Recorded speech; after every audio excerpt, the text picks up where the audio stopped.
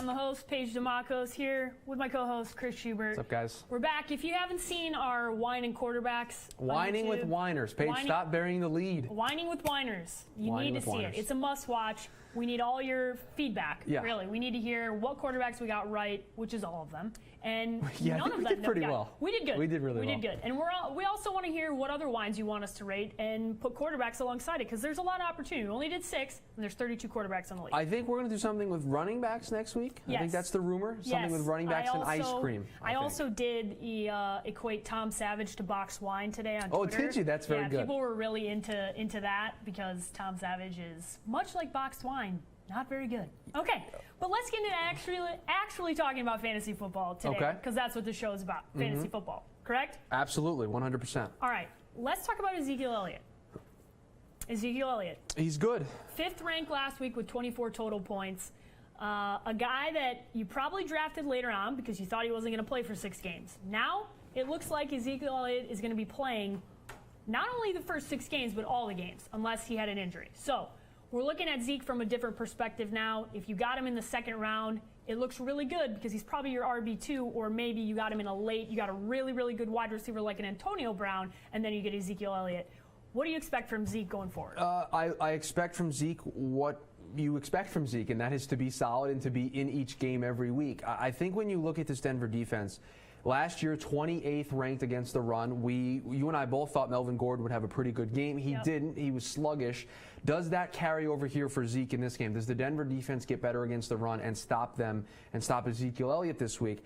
I've just seen too much from Zeke now to really think he's going to have a regress game just yet. But that's a tough environment, and if play calls get messed up, if there's some miscommunication, those are things that you have to think about when you're deciding whether to play Zeke. You play him. Yeah. You're just going to take your chances with him this week. But if he has a bad game, it wouldn't surprise me, but I do expect him to have a Zeke-like performance. 24 points, maybe not, but I do expect him to be maybe in the 20 range. For sure. He's projected overall for 19.7 points against the Denver defense. If you score 19 points on the Denver defense, even if he gets in that 12 to 15 range, that's pretty good. That's pretty good. Yeah, I mean, it depends on where you got him. If you were one of the people that reached for Zeke, expecting this to go down the way it did, where he would get the temporary restraining order and be able to play throughout the season, then no, you need him to be a running back 1, and you need him to put up running back 1 numbers. But if you got him 4th, 5th, 6th round, and you hit a home run, 12 to 15 points, you're happy that he's just out on the field playing for your fantasy team. It's likely that if you're a good fantasy football player, you did not reach for Zeke, and that means you're getting high value on him. Very high value. Which is really, really great. All right. Moving on to the quarterback of the hour. That would be Tom Brady. Okay. The wine. He was the champagne yesterday. He was champagne. Yes. Why? Because he celebrates a lot and wins a lot of Super Bowls. Okay? So let's talk about Tom Brady. Last week he was really bad. Not great for Tom. He played the Kansas City Chiefs. Tom Brady last year finished third overall in ESPN standard scoring for quarterback play. Now, Tom Brady is a must start every week. We're not putting him in start and sit this week. We're just talking about what Tom is going forward. He's playing the Saints defense. Oh, yeah. I love this. So, I love it this week. If there is one thing that you need, if you're a Tom Brady owner, is him to face a really bad defense in week 2. In a revenge game. And here you go. Tom Brady is not happy. He is not happy with the way that he and his team performed on Thursday night. When the banner gets raised, they get their Super Bowl rings, the trophies in town, and they lay a goose egg against the Kansas City Chiefs. That is not acceptable for Tom Brady. So he's going to want a big rebound performance, and he gets the perfect team to do it against. I think this is another guy that I don't think anyone's talking about. This is the Brandon Cooks revenge game as well. Yeah. Brandon Cooks is going to want to have a big game against his former employer in the New Orleans Saints. I think this is a huge week for all of the players involved in New England, except their running backs. If you play one of their running backs, I will continue to yell at you on this show. Yeah, he has adopted that for me because you should never start a Don't start a running back that plays in New England. Don't start a running back. But guys that scored more points than Tom Brady include Deshaun Kaiser, Tyrod Taylor, Carson Wentz, Trevor Siemian. Nobody predicted that to happen. But not Andy Dalton. I just want to remind everyone, 4 picks last week. He's playing tonight. Do not play him in your lineup. Do not start any. He's on the do not draft list. Yeah, he's also on the do not start list. He's on the DNS list. Yeah, under no circumstances should Andy Dalton be in your lineup. Do not start him. All right, the last person we're getting into, we picked a couple of different guys we really like this week. Jordy Nelson, 20.9 points against the Seattle Seahawks. Elite. Throwing your word in there, Chris. That's a good word. I like that word. Elite defense. They're playing the Atlanta Falcons. They're going on the road. They're playing indoors. They're playing at Mercedes-Benz Stadium. Do I buy into any of the hype surrounding Atlanta? No. Jordy Nelson is a must-start every week that he is out on the field. The chemistry between him and Aaron Rodgers is like nothing else in football other than Tom Brady and Julian Edelman. Jordy Nelson knows where to be. He knows where to be on the field at all moments of time. And Aaron Rodgers goes to his number one wide receiver all of the time. Chris, do you disagree? No, I 100% agree. And I look at this matchup this week. He scored 20.9 points, a home game against a very good Seattle secondary that made it very difficult for him, and he still put up 20 fantasy points, or close to 21 fantasy points.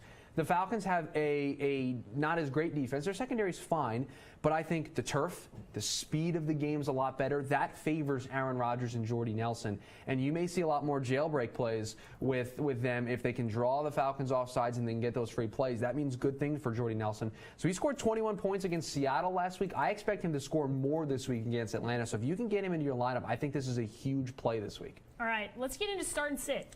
This is our segment, Oh, start or boy. sit. This is where These are guys that are going to be on the bubble. Yeah, I make okay? a fool of myself in this segment. That's all right. I'm normally That's all wrong. right. This is what the show Yeah, is. I know. The gimmick is Chris makes a fool Makes of himself, mistakes, and I I'm know. always right. That's how we do this, okay? So we're looking at the quarterback. We're looking at Carson Palmer this week.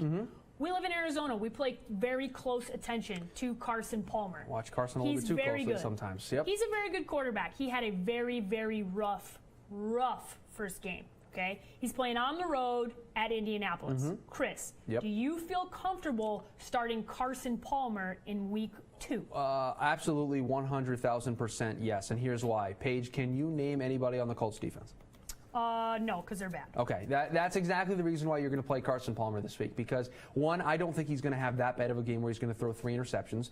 And two, the defense that he's playing, that Lions defense was very good in week 1. Maybe a little bit surprising to a lot of us. They were a really good fantasy play, but just on the field in terms of football, they were really good. I don't think you have that here in week 2 for Carson Palmer and the Arizona Cardinals. I think he has more success. Now, if you are concerned about Carson Palmer in terms of not having David Johnson, then that is a big loss, because that's a huge threat out of the backfield for Carson, and it allows him to maybe pick up a first down here and there and extend drives to have that big play.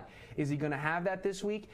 If you're a big fan of Kerwin Williams and you play him, then maybe he has that guy, but it's going to be a little bit up and down. But I still play Carson because I think Indy is bad. I think the Cardinals have a lot of success on offense this week, and they put up a lot of points. Yeah, I'm in the camp of believing that Carson's not going to have 2 back-to-back bad weeks. No, he's not throwing 3 picks again. Yeah, he's not throwing 3 picks again. He's playing against a poor team, so you got to start Carson Palmer this week. All right, let's move on to our second guy. Okay. This is also a quarterback that flashed last week that people really, really like, and that is Sam Bradford. Okay, first time on the show. Go to Chris. Hold on, first time on the show.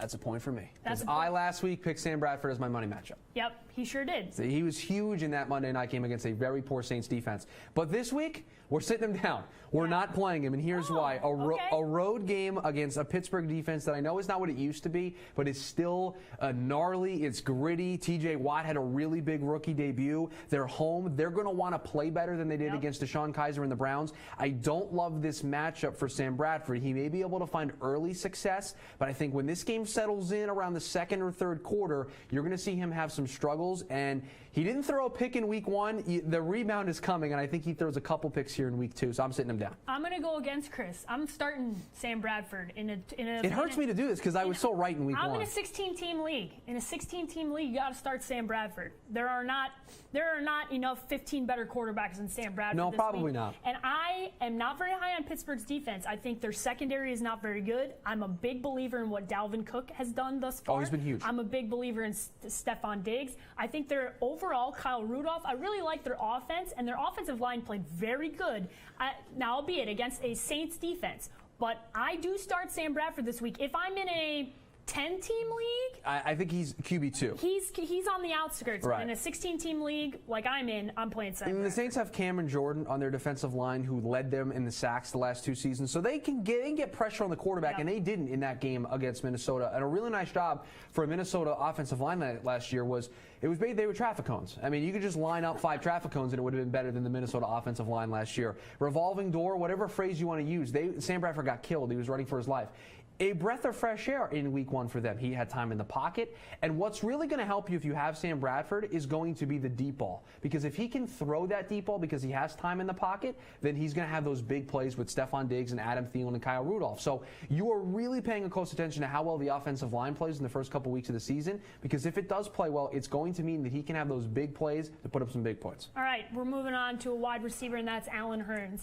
Allen Hurns only had a few catches for 42 yards last week, but what happened for this week is that their number 1 overall wide receiver goes down. Allen Robinson, yes. Allen Robinson goes down. So now Allen Hurns is going to see a lot of those. They're playing Tennessee, a tough game, but they're at home.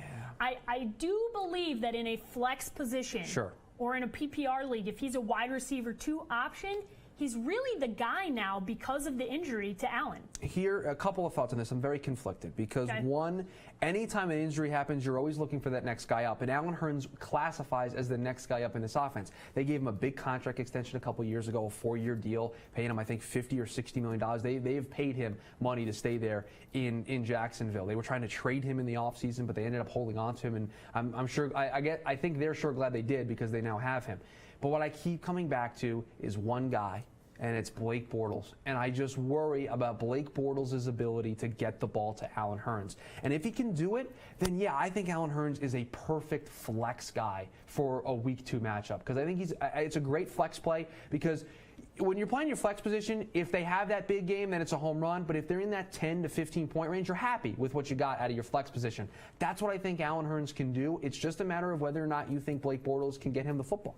Yeah, it's one of those ones you're not very sure on. That's why they're start and sit. That's if why I played Allen Hurns, if I had to play Allen Hurns this week, I wouldn't love it, but I think I could come to terms with it because he's going to get the ball thrown to him a lot. So just based off of volume, he's probably he's probably going to have a good game. Yeah. The next guy we're moving on to, Shane Vereen. I love this one. Shane Vereen, we're playing at home. The Giants are playing at home. They're playing Detroit. Let's say the New York Giants had, I'm trying to think of a nice word. There are no nice words. It was a horrible outing. A horrible outing. Offensive line garbage. Garbage.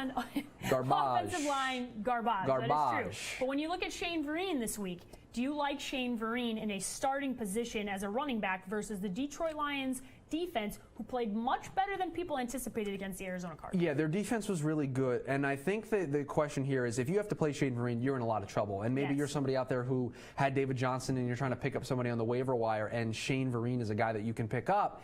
And it's really going to depend on how you feel about Paul Perkins. I'm a little bit higher on Paul Perkins than most. I think he establishes himself at some point as the main back there in New York. But for right now, they're going to lean on the veteran, and that's Shane Vereen. And I think he's a guy, if you can snag him for a running back 2 or a flex spot, and you don't have options, and you just need to go with a guy, Shane Vereen's a guy that you start. But if you have 2 other running backs that you like, and you have a flex position that you like, Shane Vereen is a sit for me just because I don't know how much consistency they're going to get from that offensive line. All right, well, here's where I'm going to go against Chris, and I'm going to start Vereen. You're starting Vereen, okay. I'm starting Vereen. Pass-catching backs, 2 of them. 2 of them reached double-digit targets in week 1. You want to know who they were? Tariq Cohen and Shane Vereen. Why? Because these guys are pass-catching backs. They can do double things. And what's going to happen is because of the poor offensive line play, Eli Manning's going to have to rely on Shane Vereen a little bit more this week, even so, going forward, because he's going to check down. He's going to go to this guy a little bit more. I like the snap count and how many offensive plays he was involved in this week. So I am starting Shane Vereen, and I'm going against Chris this week. That sounds about right. I mean, you normally go against me, and one of us is right, one of us is wrong. We kind of know how this story ends. It's usually me. This next guy's interesting. This next guy is interesting. That's Danny Amendola. As of Thursday, as of this morning. Oh, we're doing this.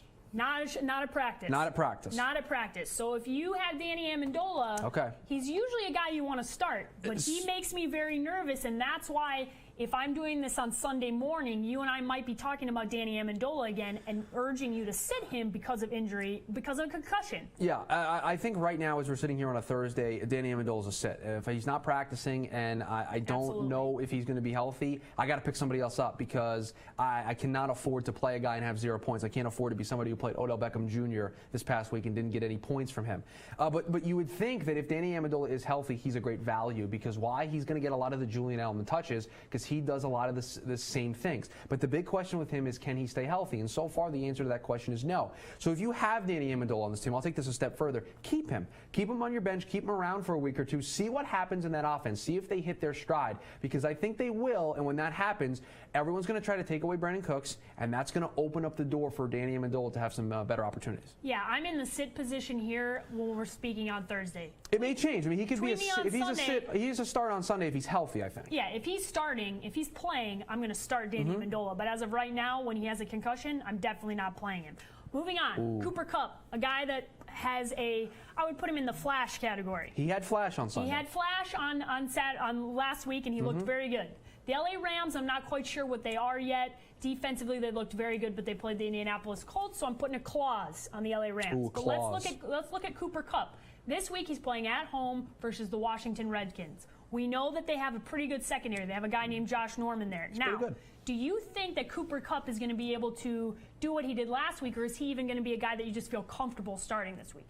Don't you need to see a little bit more consistency from him before you're willing to be 100% in on him? If you have Cooper Kupp, there's no reason not to ride the hot hand and play him for 2 weeks in a row, but you got to keep an eye on it. You can't just settle on, I'm going to play Cooper Kupp this week and he's my guy the rest of the season. Pay attention to it. See how many snaps he gets. See how involved in the offense he is. Because, yeah, a guy can have a really good week 1, but if he's not involved in week 2, then you got to make a tough decision come week 3. So see how he's used in Sean McVay's offense. Trust me, if Sean McVay finds a guy that he likes, he's going to continue to use him. Yeah. So if Cooper Kupp emerges as a number 2 wide receiver behind Sammy Watkins there in L.A., then they're going to use Cooper Kupp. And I don't think there's a concern about his usage, but he has to live up to that performance for him to warrant it. So I play him this week, but you got to keep an eye on it. Yeah, I'm also in the start category here when I'm looking at Cooper Kupp, but I am paying attention to it just like Chris said, because I don't want to get into the place where I'm starting him every week. And he's not going to give me any points. Yeah, you got to pay 0 attention points and is see never what he's good. doing. Yeah. All right, this game tonight, DeAndre Hopkins, the number 1 overall wide receiver for the Houston Texans. They're playing at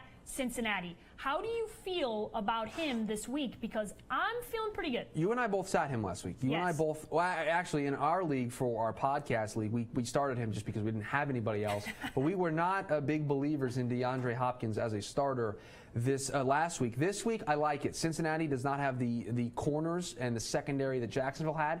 If you're DeAndre Hopkins, you saw Jalen Ramsey a whole lot. You saw A.J. Boye a whole lot when they mixed it up. You're not going to see that level of corner on Cincinnati. I think that opens up more opportunities. Deshaun Watson very early on is going to want to establish somebody that he trusts. And why not trust the guy who's probably the best talent on this offense as a whole? So I'm starting DeAndre Hopkins, and I expect a big game from him tonight. Yeah, I'm also starting him because at the end of the day, Deshaun Watson's going to have to pick a guy that he can count on. And DeAndre Hopkins is the guy that you can count on when he's the long-term guy. He's the guy that has been in that offense the longest. So you got to trust him when you got a rookie quarterback going on the road. So I am starting Deshaun Watson. All right, let's move on to the next. Let's move on to, this is your guy. This guy may have cost me my league this week. This is your guy. I'm not happy. This is Hunter Henry. You know what? I'm going to take a point away. I'm going to take a point away because I said to start Hunter Henry. Yeah, that was Hunter Henry is an absolute 100% sit this week because of how badly he burned me last week on Monday by not catching a single ball. Are you kidding me, Hunter? Come on, man. Catch a football. So until he's shown more in the offense, we'll get serious here for a second. Until he's shown more in the offense, they have Antonio Gates, so that was a concern that you had, is that Antonio Gates is going to see a lot of the touches. But until Hunter Henry really finds his role, carves out what he's going to be successful at in this offense, you got to keep him on the side right now. Luckily for me, I have O.J. Howard. I want to see what he has. He's probably another tight end that's going to score me no points this week, and then I'm going to have to make a tough decision. But Hunter Henry for me is a sit this week. Yeah, that is a big sit for me this week after Antonio Gates looked like the guy that he has been for a very long time for that offense for the LA. Now the LA Chargers. Yeah, don't call him San Diego. I know. I keep people get upset about San Diego. Please don't get upset with me, San Diego. I know you should still have your football team. Let's just start there. All right, Chris. This is money matchups. We're getting into our money matchups. This is the guys we like this week. We're not giving you the obvious ones. Oh, no. We're not giving you Aaron Rodgers because you're always starting Aaron Rodgers. This is a guy who might be on the bubble for you that we really like his matchup this week, and based off of who it is and who he's playing against, we're starting. So, Chris, we go quarterback, running back, wide receiver, tight end for each of us. I'll let Chris go first. Who do you got starting for quarterback? Quarterback. This is a guy that if you maybe have an Andy Dalton or you have a Deshaun Watson and you're not happy about him playing on a short week, if you're in a 16-team league, this is a guy that may be sneaky good value this week. Why? Because he's facing the Cleveland Browns. Yes, Paige, this is where I'm going. Joe Flacco is my money matchup for quarterback this week. Joe Flacco is going to have a lot of success against this Cleveland defense. They're going to be able to establish the passing game with Jeremy Maclin. And I know they don't have a running game since they lost Danny Woodhead, but I think they're going to be able to have enough balance to open up the play-action game for Joe Flacco. I think against Cincinnati, a home game, I like Joe Flacco this week. You do like Joe Flacco. I do. I don't hate it. I don't hate it. Obviously, if you have Tom Brady or Matt Ryan or Drew Brees, don't play Joe Flacco. But if you have Andy Dalton, I don't mean to harp on Andy Dalton, but the minus 11 points, negative 11 points, that's pretty bad. Pretty. If you have him, Joe Flacco's a much better option this week. All right, this is my money matchup this week. This is Phillip Rivers. I love... Of the Los Angeles Chargers. Of the Los Angeles Chargers. I love... With a capital L, love, big hearts. Ooh, hearts. Loving Can we pop Phillip up Rivers. hearts? 8th in fantasy against the Denver D-Invest. Sign me up. When you can score the top 10 and you're facing an elite top 3 defense, yes. Sign me up. They're playing the Dolphins this week. The Dolphins secondary is rated 19th overall by Pro Football Focus. What does that mean? Passing. He's going to throw all over that defense, all over that secondary. High points. I love it. I'm going Phillip Rivers. Start him. And the trickle-down effect of that is Keenan Allen, Travis Benjamin, maybe a Hunter Henry. I still Melvin don't Gordon, think you sit him. everybody offensively. Yeah, I mean, a lot of the offensive pieces there in San Diego are plays if Phillip Rivers is going to have a big game. Minus Hunter Henry. Minus Hunter Henry. He is still a set. Hunter, you have to win me back, buddy, okay? My running back. Yep. I'm going with, I think, who's going to end up being the established back on this team. We didn't get to see them play because their first game was postponed, and this is the Tampa Bay Buccaneers. I am going with Jaquiz Rodgers as my running back because I think this is the guy that establishes himself there in Tampa Bay. They are going to want to establish the run. They don't have Doug Martin for the first couple of weeks of the season. He's suspended. So they need a running game to help open things up for Jameis Winston with Cameron Brayton, O.J. Howard, and Deshaun Jackson and Mike Evans and all those pieces. Well, you know what? Everyone's going to have the Mike Evans of the world. Everyone's going to have the Deshaun Jacksons of the world. You know who everyone's not going to have? Jaquiz Rodgers. He can catch the ball out of the backfield. He's going to provide that balance in the running game. And I think early on they're going to be sluggish, which means they're going to run the ball a little bit more to work out some of the jitters. I like Jaquiz Rodgers this week. Dang, I like that one too. That's a good one, I know. I like that one too. I almost went with him, but who I'm going with this week is Ty Montgomery. Green Bay Packers running back playing the Atlanta Falcons. Why am I going with him? The defense is bad against pass-catching running backs. Did you know? I would assume that you know. Are we doing this again? I assume that you know that Ty Montgomery was a wide receiver, so he can catch the ball. He's pretty good at it. Antonio Gates used to be a basketball player. He was traditionally a wide receiver. He's now the running back there. They are horrible against pass-catching running backs. 23 of the 25 overall running back touches went to Ty Montgomery. When you're getting almost all of the touches, I love you. And then let's add on to that how the Falcons didn't do a very good job against Tariq Cohen catching the ball out of the backfield as well. So there's some recent success there of throwing the ball to the backfield to your running back and them having big games. And I think Ty Montgomery is a guy that's just waiting to break out. So I really like that one. Yeah, Chicago Bears put up a total of 31 fantasy points on the ground. When you're a running back, that means good things for the Green Bay offense. Wide receiver, who's your guy? This is a controversial. Oh, boy. And I have Antonio Brown in my fantasy league. Okay. I'm taking another Steeler guy, Martavis Bryant. Okay. Big game for him this week. Why? Because Minnesota's going to use a lot of their resources in the secondary to take away Antonio Brown. That's going to open up opportunities. Martavis Bryant has something to prove, and he is going to want to do that this week. I like this matchup for him because, again, Xavier Rhodes is really going to be focused on Antonio Brown. They're really going to try to take him away. I think that opens up the pass-catching opportunities for Le'Veon Bell and for a secondary wide receiver, whether it's Martavis Bryant. They have Sammy Coates still, right? They do. So he can emerge as an option as well, but I really like Martavis Bryant to emerge as the #2 wide receiver in Pittsburgh this week. All right, do you know who I like this week? I like Deshaun Jackson. Why do I like Deshaun Jackson? Because the Bears sell out to the #1 overall wide receiver. That's Mike Evans. You saw that happen. That happened last week against Julio Jones. It's going to happen this week against Mike Evans. I'm not telling you not to start Mike Evans, but Deshaun Jackson is going to reap the benefits of the Bears selling out to the #1 overall wide receiver on the team. Deshaun Jackson is a must start this week. Money matchup big time against the Chicago Bears. I like that one. I don't hate it. My tight end's a little controversial again. Boy. I got 2 straight controversial ones in a row. So let me ask you a question, Paige. The 49ers, if they're guarding a tight end, who would be the perfect player to do it for them? Who would be the perfect perfect player? You tell me. Would it be Chris. Reuben Foster in that linebacking Well, core? Would that be Foster, perfect? Yeah, and he's not playing. He's not playing. So you know what that means? Play Jimmy Graham this week, because Jimmy Graham is going to have a huge game, because I don't know if there's anybody on this 49ers defense that has the talent to be able to stay with Jimmy Graham. And they're going to want to establish him in the passing game. They were not able to do it against the Green Bay Packers. I think Seattle has a huge game overall. I think they win this game by multiple touchdowns, and I think that means good things for Jimmy Graham. Okay. I just want to say this about what Chris is doing. Go ahead. He's trying to make Jimmy Graham a thing. I know. It's just not a thing. Seattle Seahawks, their offense is not a thing. Yeah, next week Jimmy Graham will no longer be a thing for me. No, not a thing. Yeah. Not a thing. Who's your tight end? This is the one that I'm really going to throw some stats at you. Okay? Oh, you're coming with the knowledge. I'm coming with I come the here with the hot knowledge. takes. You got the knowledge. Okay. This is Charles Clay from the Buffalo Bills. In his first 13 weeks, okay, he was the number 34 overall tight end. In the 5 weeks in, including first week this week and the last 5 weeks there, he's the number 1 overall tight end in fantasy football with 58 fantasy points. He was targeted 8 times last week. That's 3 more than the next guy, Jordan Matthews, on the Buffalo offense. That means that Clay's going to get the ball. That means that he's Tyrod's guy. And that means I am starting him as the tight end because the numbers don't lie. I'm not going to argue with that. See? Numbers, Chris, if the numbers are there, the numbers are there. I can't argue with that. I'm here to drop the knowledge. You didn't bash my pick. You just said you didn't like it. That's all right. No, I could have gone bashing. You could have. I could have. I really wanted to. You did. I really wanted to, but I held back. But now is the time. It's the moment I've been waiting for. The moment we've all been waiting for. So let me close my laptop set this segment here. up, okay? It's called Your Team Sucks, okay? Week 1, a lot of teams sucked. Andy Dalton. A lot of teams. If you have Andy Dalton on your team probably sucked. You played Odell Beckham Jr. So what happened?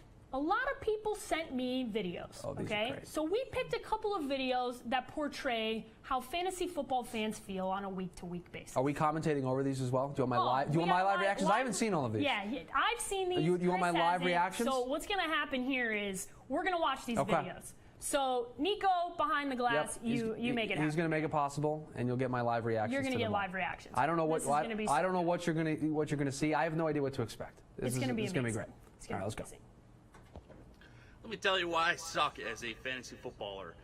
When 7 out of 8 of your starting lineups score under their projection, especially players like Le'Veon Bell and Des Bryant, everything I've been taught is a complete lie.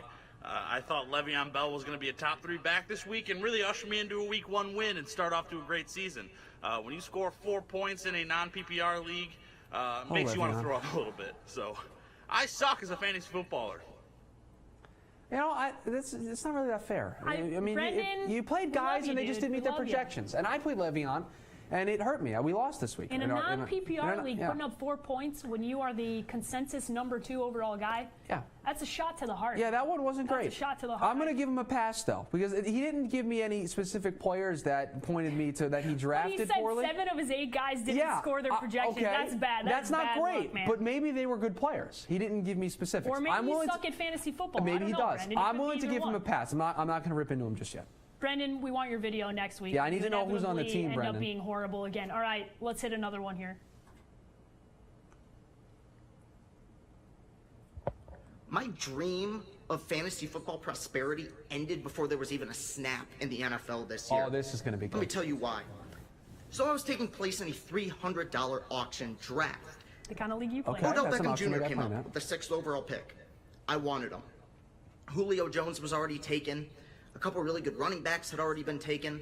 People were saying the Giants were going to be better this year. OBJ, you know he's going to get his yards. He's going to get his catches. He's going to get his touchdowns. You know he's going to make some spectacular plays. I wanted him on my team, so I lowballed it at first, started off with a modest $25 bet. What's the worst that could happen?